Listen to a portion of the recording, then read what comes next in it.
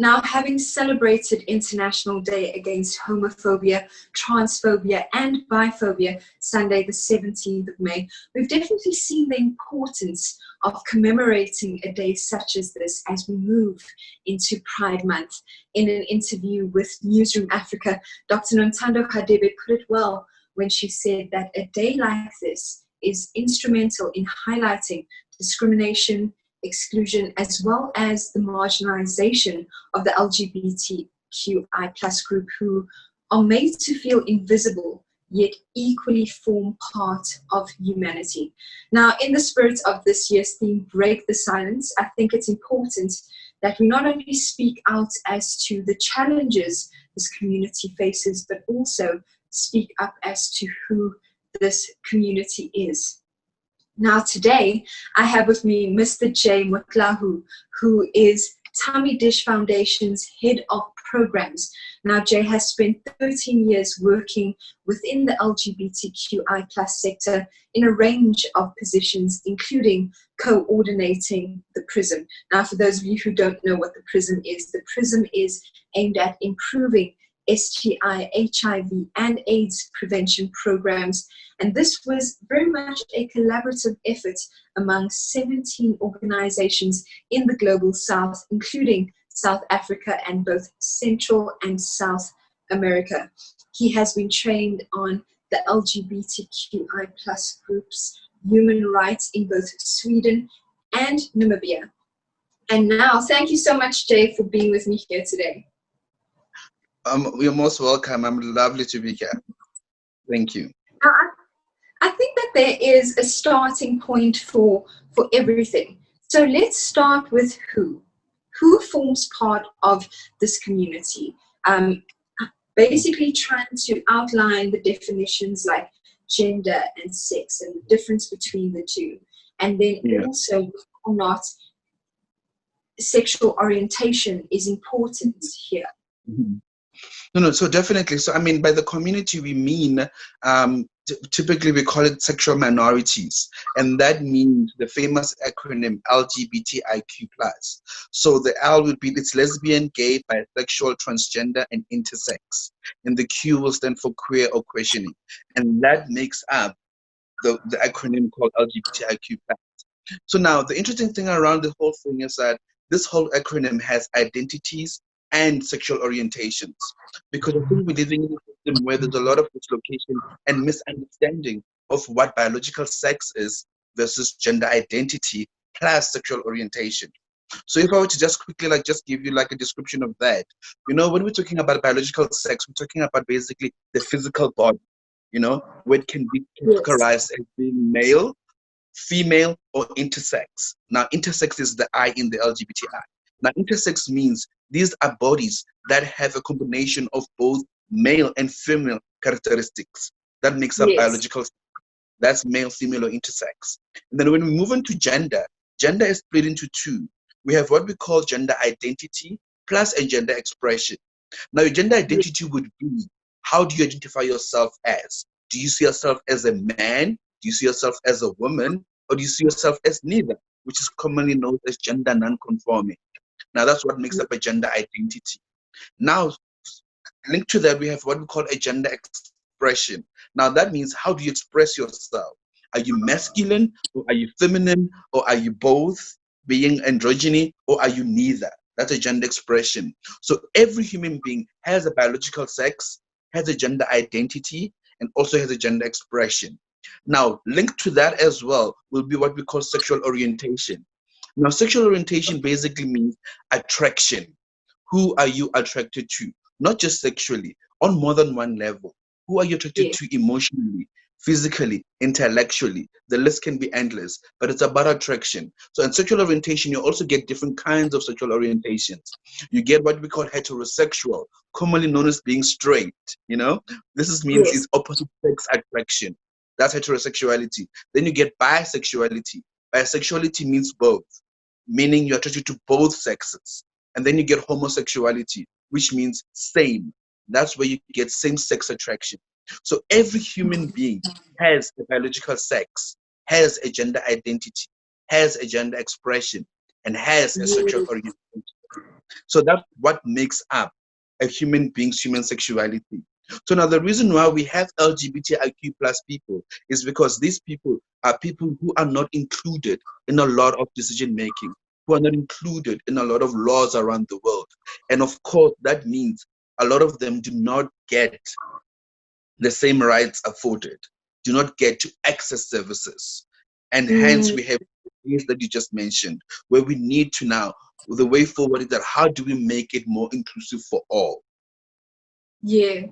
And I think I like how you basically use the definitions to outline who exactly constitutes this community, because I find that the confusion comes up with, self-expression and where exactly that would lie within any person. Now, that being said, I think the dream here is to have human dignity at the core of all that we practice, in the hope that we could basically build a society that is more inclusive, a society that is, just for all. Yet the reality that the LGBTQI plus community is often faced with is one of discrimination, exclusion, or marginalization, where their right to freedom of expression or self-expression, as you said, is infringed upon. And in some cases, as we've seen, it's even at an institutional level in certain countries, it is still criminalized. Yes. Now, in your opinion, how do decisions at an institutional level regarding the rights of this community now and historically, bearing in mind, the existence of theocracy and how theocratic governments were guided, specifically by religion. So how do decisions made at these levels impact the way society treats this group? Yeah, and that's a very, very amazing question, and it's quite a loaded question as well. I think, for example, if you look at South Africa, South Africa has quite a history where there was a lot of violations of human rights. And I think South Africa got to a point where it started to realize that it needs to have a high intolerance towards any form of discrimination. Hence, we got to now, as LGBTI people, be included in the highest law of the country. We've got one of the most progressive constitutions in the world, where it protects the rights of LGBTIQ plus people. So now the issue now becomes, we've got the perfect law in place, but then does it speak to the people on the ground?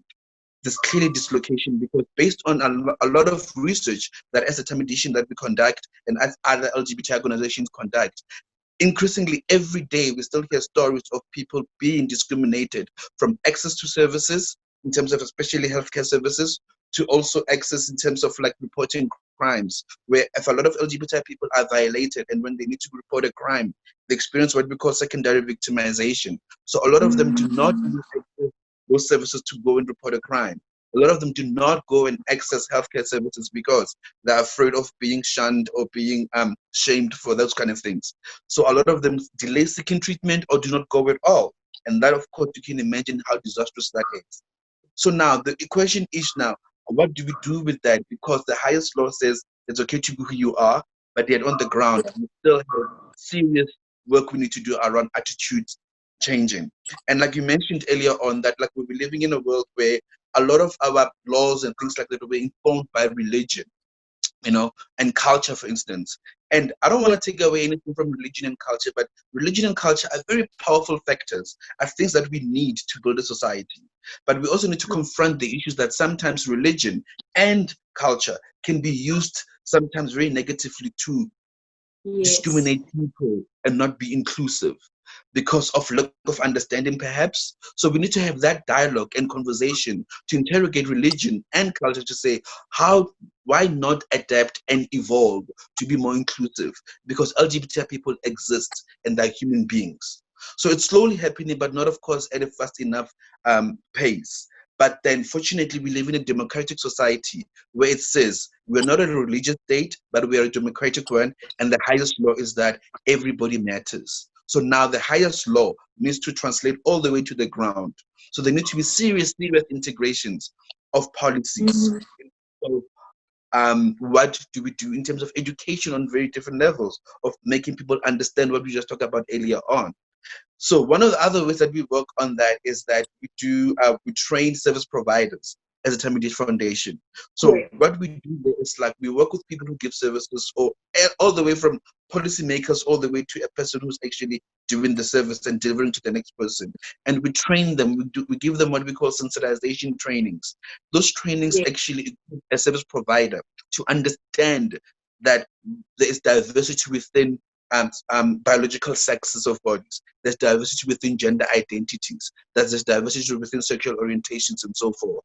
So that when they give a service, they don't let their own misinformed ideologies and discriminations interfere with the service delivery. So that's one of the major ways that we're working together with a lot of LGBT organizations and also the state in terms of educating the masses of understanding human sexuality in general.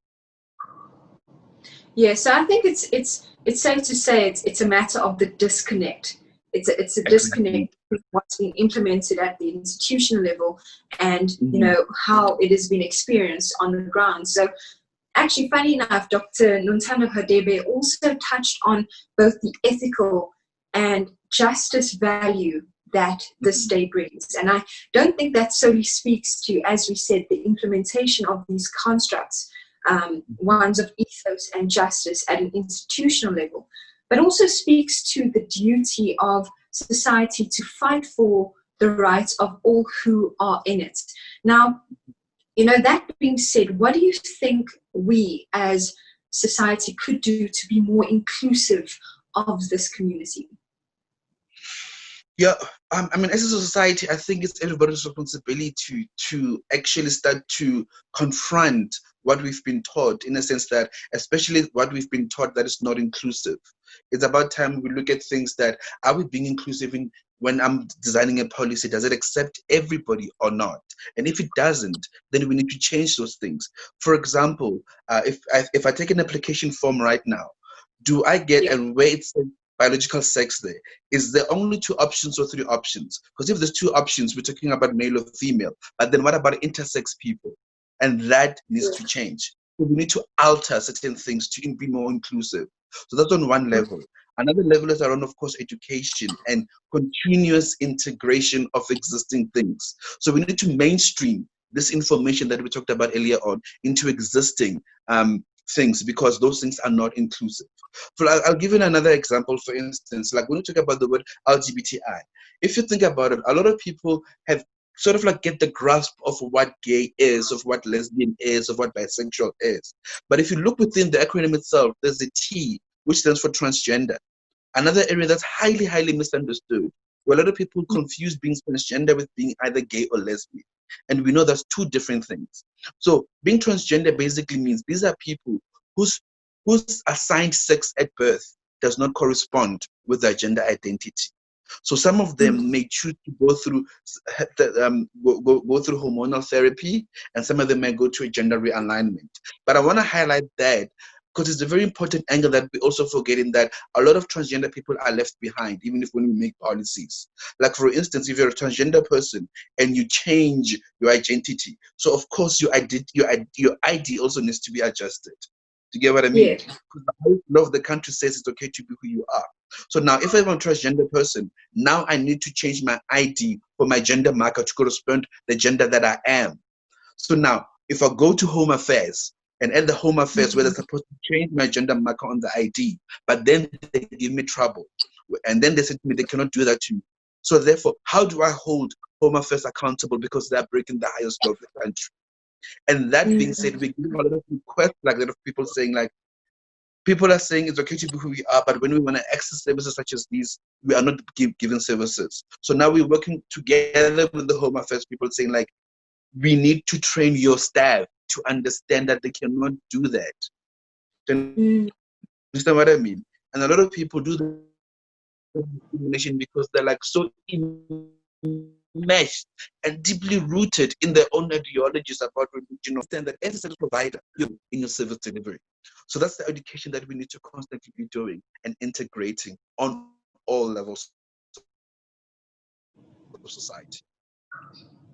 So in closing, we would say that it could be the respect that would serve as a foundation for treating everyone well.